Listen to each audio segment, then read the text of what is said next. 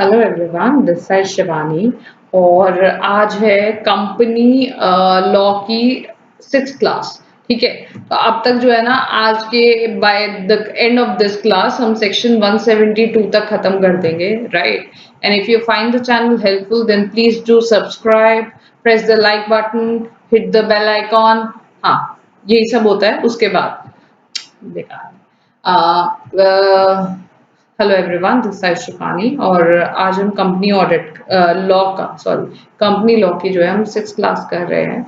ठीक है, और अभी bye the end of this class हम सेक्शन 172 तक खत्म कर लेंगे, राइट? तो सेक्शन 168 के अंदर क्या है? Resignation of director. ठीक है, रेजिग्नेशन ऑफ डायरेक्टर में क्या है? रेजिग्नेशन जो है देना कौन है? रेजिग्नेशन देगा कौन? डायरेक्टर देगा। डायरेक्टर किसको देगा? रिटर्न में देगा। किसको देगा? कंपनी को देगा। Effective date of resignation, resignation की डेट क्या है? नोटिस रिसिप्ट बाय कंपनी और date specify on notice letter of. तो नोटिस क्या है?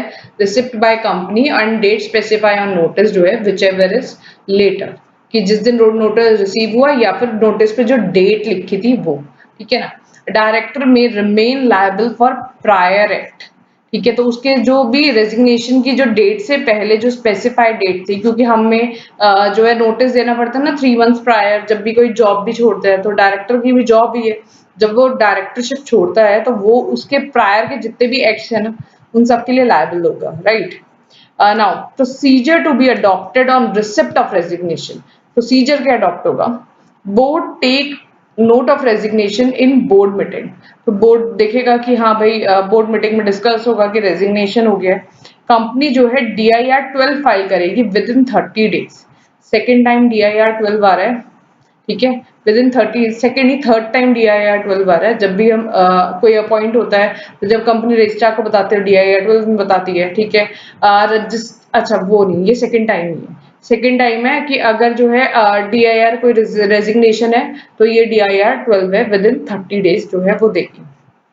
नाउ कंपनी अपलोड करती है, जब अपॉइंटमेंट होती है ना तब DIR 15 डेज के अंदर दिया जाता है, और जब रिजाइन होता है ना तब 30 डेज के अंदर है। कंपनी जो है अपलोड करती है अपनी वेबसाइट पर विद इन 30 डेज कि ये जो है अब हमारे डायरेक्टरशिप से रिजाइन कर चुका है। Disclosure of resignation in board report. Board report में डिस्क्लोजर होगा। कंपनी जो है रेजिग्नेशन के फैक्ट इंक्लूड करेगी बोर्ड रिपोर्ट के अंदर, right? Now file copy of resignation with the registrar. अब रजिस्ट्रार के पास दो लोग जा सकते हैं, या तो डायरेक्टर जो रिजाइन हो रहा है या फिर कंपनी। तो ये है ऑप्शन 1, ये है ऑप्शन 2। तो डायरेक्टर फाइल करेगा DIR-11। ये ऑप्शनल है, मतलब या तो DIR-12 हो। तो फाइल रेजिग्नेशन DIR-11 ROC के पास within 30 days of resignation, detailed reason 30 days के अंदर, और रीजंस देगा डिटेल में कि रिजाइन क्यों करा।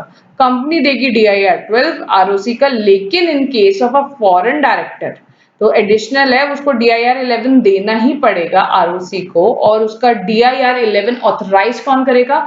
CA/CS और cost accountant on his behalf, right?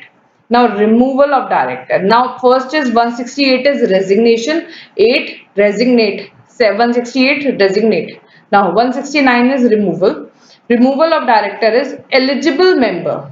कौन रिमूव कर सकता है? तो कौन कौन मेंबर्स है? तो मेंबर रिमूव कर सकते हैं जिनका 1% ऑफ टोटल वोटिंग पावर है, टोटल वोटिंग पावर में से 1%, या फिर paid up share capital is 5 lakhs, whichever is lower. Paid up share capital 5 lakhs या 1% of total voting power, lower of 14 days before the meeting. Before 14 days तो करना ही होता है, मिनिमम नोटिस पीरियड होता है। Notice given to a company, removal of director before expiry of his term. Remove का मतलब क्या होता है? रिमूव का मतलब हटाना।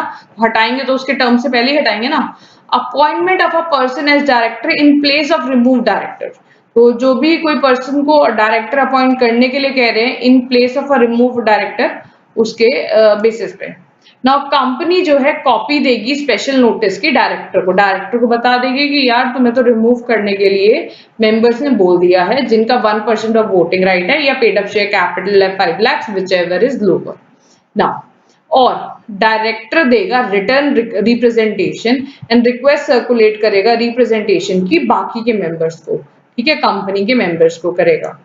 नाउ इफ अ ट्रिब्यूनल, अब दो चीजें हो सकती है, ये सेम चीज ऑडिटर वाले केस में भी थी कि ऑडिटर को रिमूव कर रहे हैं तो ऑडिटर रिप्रेजेंटेशन देगा, right to represent.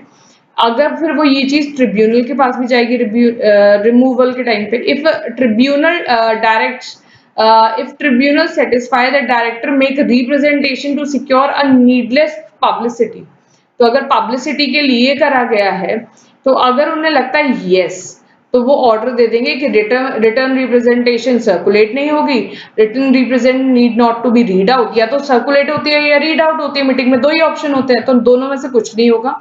And director liable for cost of application made to tribunal, और जो ट्रिब्यूनल को जो कॉस्ट लगा है कंपनी का, उसके लिए डायरेक्टर क्या होगा, लायबल होगा, क्योंकि उसको लेनी है needless publicity.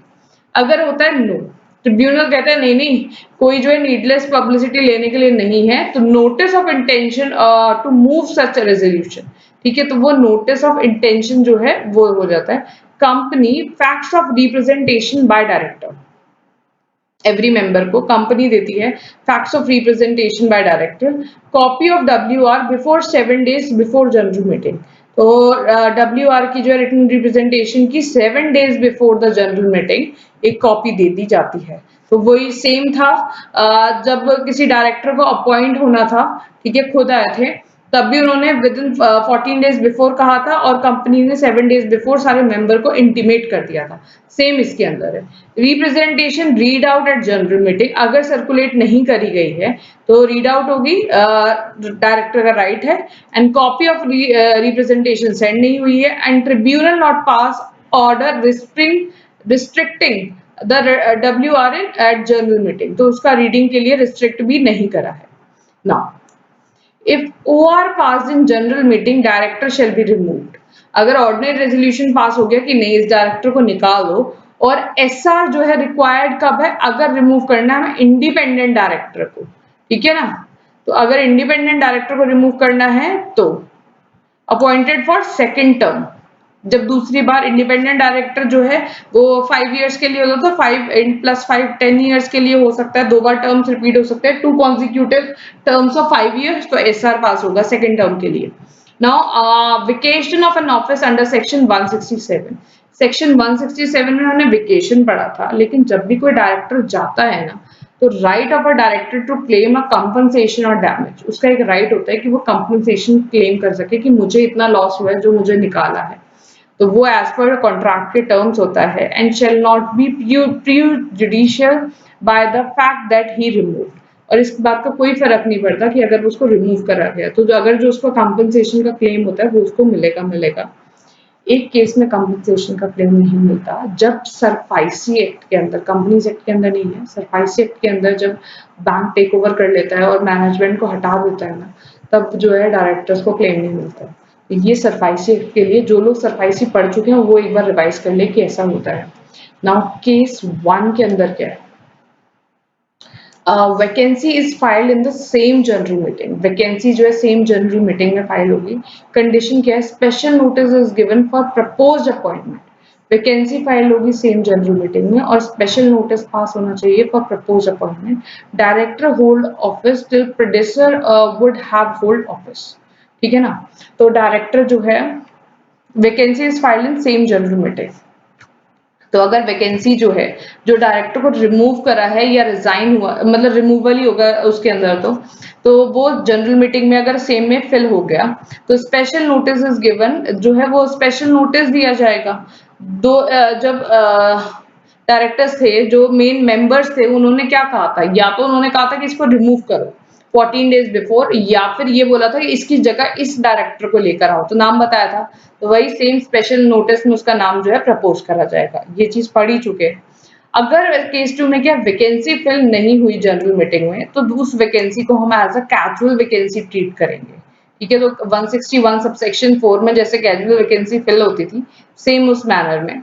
Director who can not be removed, कौन कौन से डायरेक्टर है जो रिमूव नहीं हो सकते, सेक्शन 242 के अंदर जो है ट्रिब्यूनल अपॉइंट करता है उसको रिमूव नहीं कर सकते। अंडर सेक्शन 163 में प्रोपोर्शनल रिप्रेजेंटेशन है जो माइनॉरिटी शेयर होल्डर्स कर सकते हैं, उसको रिमूव नहीं कर सकते। और नॉमिनी डायरेक्टर के केस में appointed by special act section 161 subsection 3 nominee directors, ठीक है, तो इनको भी रिमूव नहीं कर सकते। Register of director and KMP and their share holdings. Section 170 के अंदर जो है डायरेक्टर्स का और KM की मैनेजरियल पर्सन का रजिस्टर मेंटेन होता है। कंटेंट क्या होता है? Personal detail of a member, उनका नाम क्या है, दिन क्या है, एड्रेस क्या है, ये सारी चीजें, फोन नंबर, ईमेल आईडी, ठीक है। And prescribe detail of security held in cash. Cash मतलब कंपनी, एसोसिएट, सब्सिडरी होल्डिंग, जो हमने पढ़ा हुआ था। तो प्रिस्क्राइब जो है security held. Place of keeping register, किस जगह रजिस्टर रखना है, वो रजिस्टर्ड ऑफिस में रखना है। फाइलिंग रिटर्न, रिटर्न कहाँ फाइल होगी? कंपनी DIR 12 के अंदर ROC में जो है with in 30 days of an appointment, with in 30 days of a change. अब ये DIR आया तीसरी बार, तो पहला अपॉइंटमेंट, दूसरा रेजिग्नेशन एंड तीसरा जो है ये रिटर्न फाइल होगी, ठीक है। सेक्शन 170 के अंदर जो रजिस्टर मेंटेन होता है अपॉइंटमेंट और चेंज की, कंपनी ROC को देगी, राइट। अब ये जो रजिस्टर मेंटेन है ना, ये गवर्नमेंट कंपनी पे नहीं लगता है, प्लस जिन्होंने कोई डिफॉल्ट ना करी हो अंडर सेक्शन 137 एंड 92 के अंदर, right. Inspection of registered by member, अब मेंबर जो है इंस्पेक्शन के लिए, रजिस्टर्स के लिए आ सकते हैं। तो inspect during business hours by every member, business hour के अंदर हर कोई मेंबर जो है वो इंस्पेक्ट कर सकता है at every AGM by person attending AGM, right. तो ड्यूरिंग द बिजनेस आवर, और कोई भी AGM पे कर सकते हैं, और या फिर वो पर्सन जो AGM अटेंड करता है।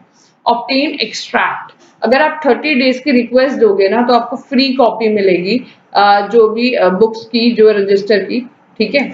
नाउ रिफ्यूजल बाय कंपनी, अगर कंपनी रिफ्यूज कर देती है, मेंबर ने रिक्वेस्ट करा कि मुझे इंस्पेक्ट करनी है कॉपीज वगैरह कंपनी को, लेकिन कंपनी जो है रिफ्यूज कर गई मेंबर को, मेंबर जाएगा रजिस्ट्रार के पास और रजिस्ट्रार इमीडिएटली इंस्पेक्शन कर देगा कंपनी का कि मुझे अब तुम्हारी इन्वेस्टिगेशन होगी, इंस्पेक्शन होगा, और रजिस्ट्रार ऑर्डर दे देगा।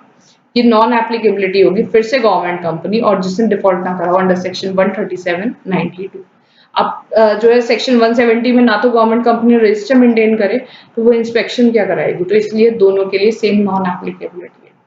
सेक्शन 172 पनिशमेंट फॉर कॉन्ट्रावेंशन, तो अगर सेक्शन 149 से लेकर सेक्शन 172 तक कोई भी स्पेसिफिक पनिशमेंट नहीं है, तो हमें फाइन लगेगा कंपनी को और उसके ऑफिसर्स को, दोनों को मिनिमम लगेगा 50,000 और मैक्सिमम लगेगा 5 लाख। कोई पनिशमेंट नहीं है, सिर्फ फाइन है, और कंपनी पे हमेशा फाइन ही लगता है। कंपनी को आप इम्प्रिजनमेंट तो दे नहीं सकते, ठीक है, कंपनी को जेल नहीं भेज सकते ना, ऑफिसर्स को भेज सकते हैं, ठीक है। तो अब जो है ये वाला हो जाता है खत्म, तो हमारा सेक्शन 172 तक खत्म हो चुका है। इसके बाद सेक्शन 173 स्टार्ट करेंगे, और वो बोर्ड मीटिंग वगैरह और ये सब चीजें होंगी। तो नॉर्मल जो भी डायरेक्टर्स का इंट्रोडक्शन है, प्लस आपका मिनिमम 8 मार्क्स का जो है चैप्टर खत्म हो गया है कंपनीज में, 8 to 10 मार्क्स, कई बार किसी किसी अटेम्प्ट में ये 20 मार्क्स तक भी आ रखा है, सेम सेक्शन 149 से 172 तक, ठीक है। तो अभी तक के लिए इतना ही। If you find the channel helpful, then please do subscribe to the channel and like the video. Thank you.